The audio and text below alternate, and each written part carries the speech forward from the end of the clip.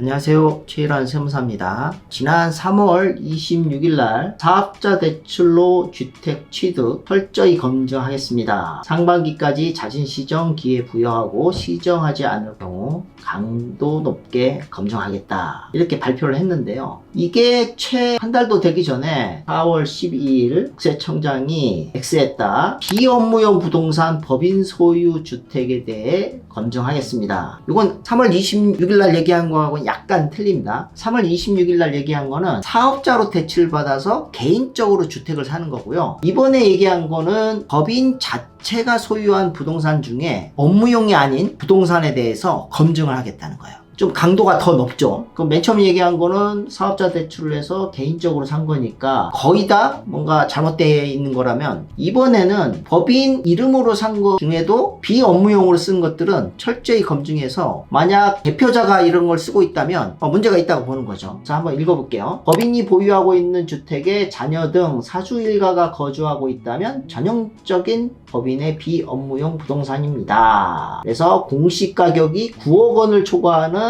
고가주택을 보유한 법인이 1600개고요. 이들 법인이 보유한 고가주택이 2630개라고 합니다. 그래서 법인이 직원 사택용으로 사용하거나 주택 임대업 법인이 임대하고 있는 경우에는 세법상 문제가 없지만, 사주 일가가 법인 주택에 거주하고 있으면서 세금을 내고 있지 않다면 이는 비업무용 부동산을 이용한 탈세에 해당한다. 그래서 이러한 부분들을 체크하겠다는 겁니다. 그 지난 3월 26일 날 발표한 거에 대해서 국세청 홈페이지에 가보면 4월 8일 날 사업자 대출 용도의 유형 자진 시정 안내 이렇게 해서 6월 30일까지 유용한 대출금을 상환하고 수정 신고서를 제출한 경우에는 전수 검증 대상에서 제외하겠다고 했어요. 이 말은 제가 봤을 땐 6월 30일까지 개별적인 안내문은 나가지 않는 것 같아요. 알아서 수정 신고해라. 그러면 전수 검증에서 제외하겠다. 이거는 이제 사업자 대출로 개인 아파트를 사용했을 것이고, 이제 4월 12일 날 나온 거는 법인이 소유하고 있는 주택 중에 비업무용 검증을 또 하겠다. 이거는 언제 뭘 하겠다는 건지 아직은 나타나 있지 않아요. 근데 이것도 일종의 이제 수정 신고를 하라는 거겠죠. 언제까지 하라는 건지 아직 나오진 않았지만 해당되시는 분들이 꽤 많을 것 같아요. 제가 국세청에 있을 때 중견기업들 대부분 가보면 대표이사들의 주택이 대부분 법인 소유예요. 어떤 부분은 임대료를 적정하게 지불하고 있지만, 많은 경우 임대료를 지불하지 않거나 지불해도 뭐 조금만 지불하거나 이런 경우가 되게 많았어요. 그런 사항들이 대부분 이렇게 세무조사를 나가야지만 검증이 됐는데, 이거는 이제 점수 검증을 한다고 하니까 너무 이게 속도감이시 하고 있거든요. 유튜브 찍는 동안 들어온 소식인데요. 법인 보유 고가주택은 5월 1일부터 6월 30일까지 점검할 예정이라고 합니다. 사업자 대출 주택 구입과 달리 법인 고유 고가주택은 이미 2630개라는 데이터가 이미 나와 있잖아요. 그래서 아마 이 점검 기간에 보유자별로 소명 안내문이